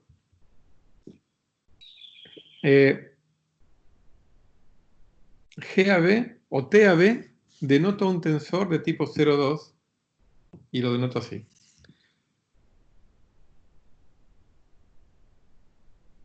Esto que está acá, que denota la simetrización de un tensor, que se define como, si quieren, el promedio de TAB más TBA, por definición,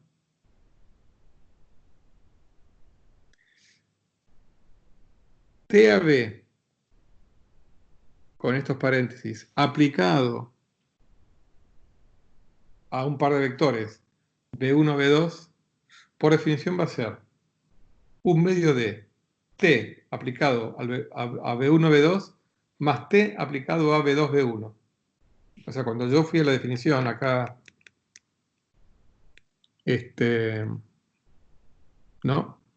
En el caso de un tensor tipo 1, 1,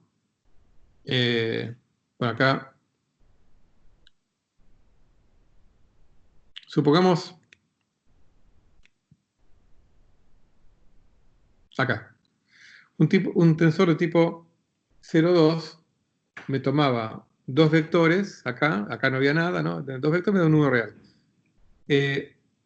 La simetrización significa, de este T, vamos a decir un TAB, es T simetrizado aplicado a dos vectores, B1, B2, por definición es igual a T aplicado a B1 y B2, más T aplicado a B2, B1, todo eso dividido 2. Eso es la definición, y eso es TAB más TBA dividido 2, es eso. Con lo cual, por construcción, es algo simétrico, porque obviamente si defino que el simétrico es T aplicado a B1, B2 más T aplicado a B2, B1, por definición eso es simétrico. Y lo mismo, esto se llama parte simétrica de un tensor. Se escribe así y significa lo que les dije. Parte antisimétrica de un tensor se escribe así y significa T aplicado a B1, B2 menos T aplicado a B2, B1 y todo eso dividido 2. Eso por definición es antisimétrico.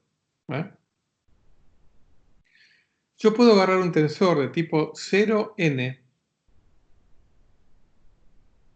y definir la parte simétrica como la suma sobre todas las permutaciones de n vectores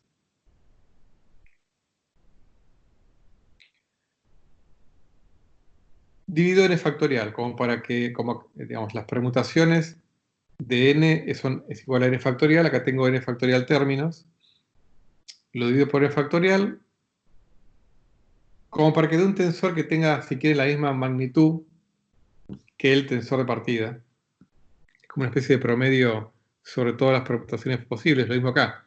Es como el promedio, la edad promedio de una población siempre va a estar dentro del rango de las edades de sus individuos, por eso sumo todos los individuos, divido por n, acá sumo todas las permutaciones posibles y divido por el número de permutaciones, ¿no? Entonces, en el caso, por ejemplo, de un tensor de tipo 0,3, T de B1, B2, B3 simetrizado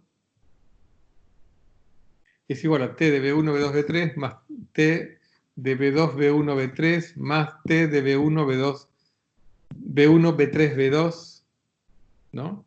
Más T de B2, B1, B3 más T de B3, B1, B2 más B de B3, B2, B1, o sea, todas las posibilidades que son 3 factorial, o sea, 6, dividido 3.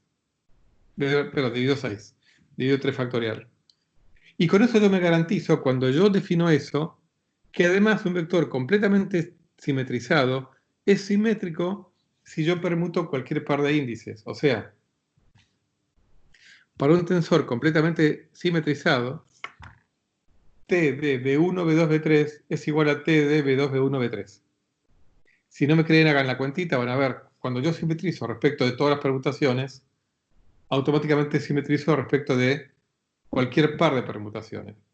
Porque por definición de todas permutaciones, yo agarro de a pares. O sea, esos 6 términos, yo los puedo pensar como 3 pares, como 3 pares, donde cada par surge de permutar 2 índices.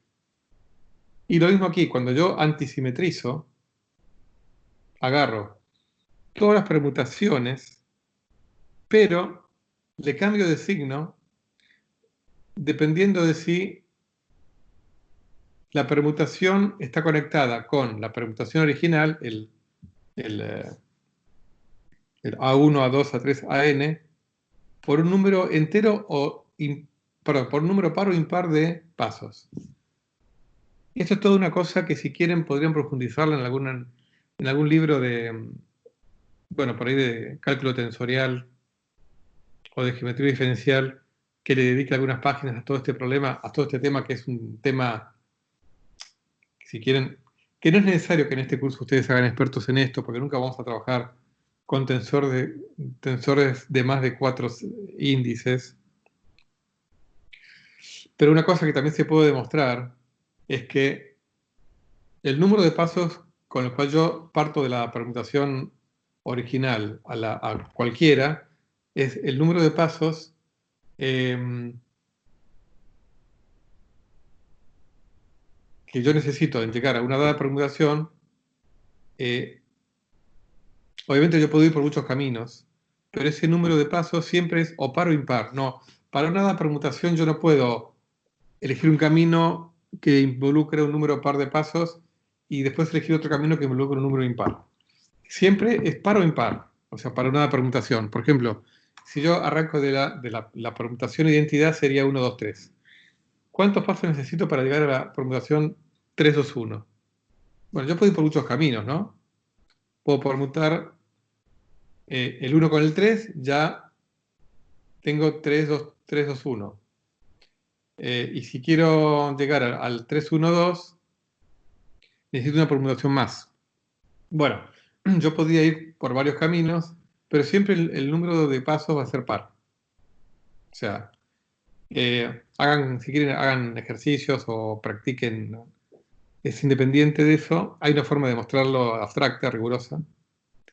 Entonces, aquí tengo un signo más si el número de pasos que necesito para llegar a esta permutación es par, y un signo menos si el número es impar. Y esto que está acá es un tensor tal que es completamente antisimétrico. ¿Qué significa?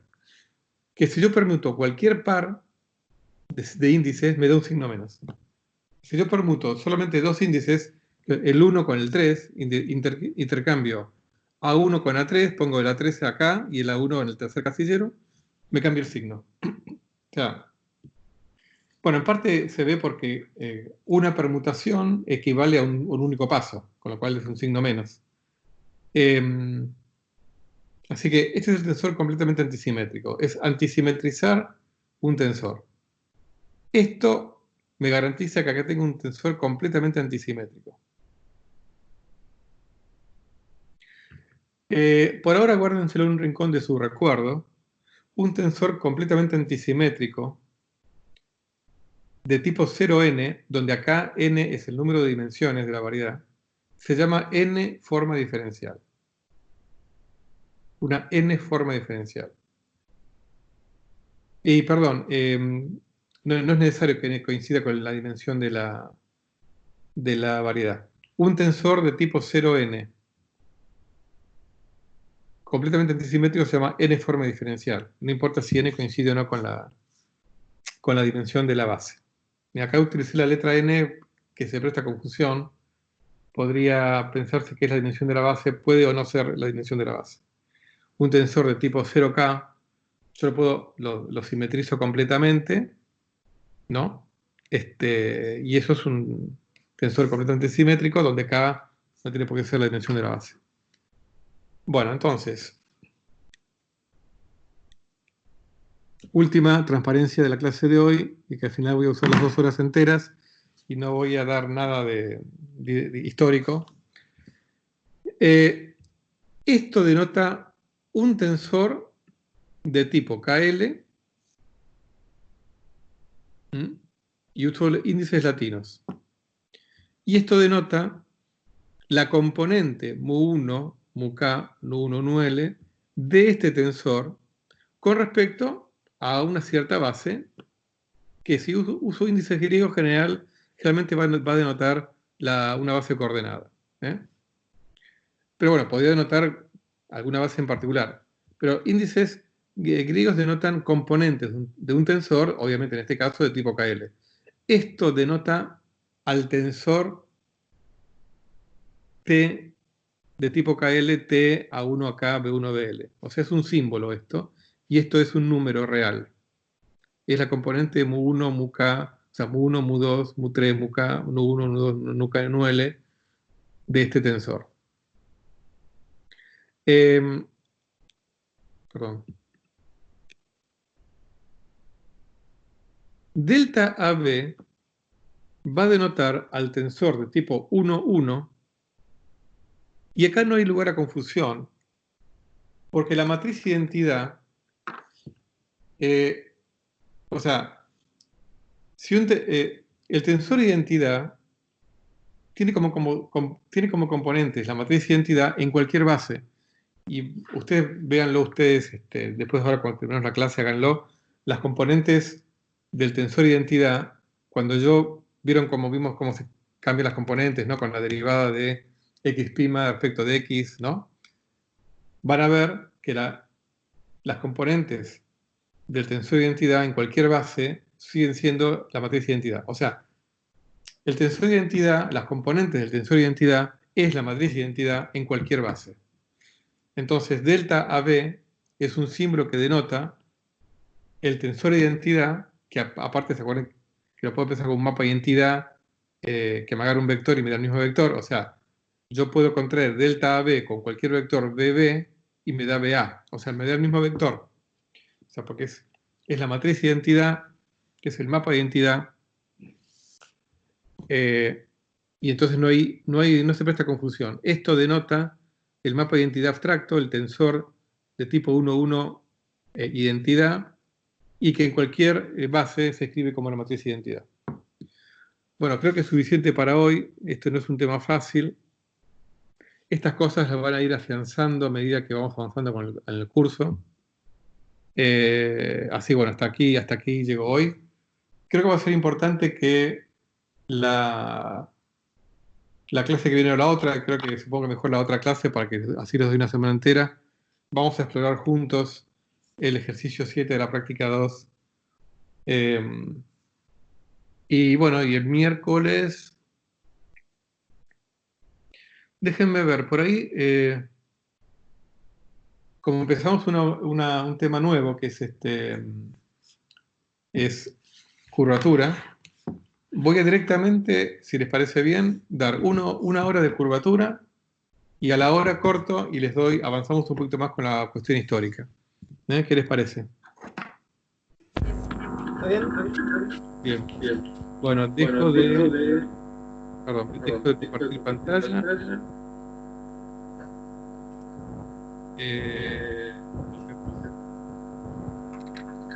Así que bueno,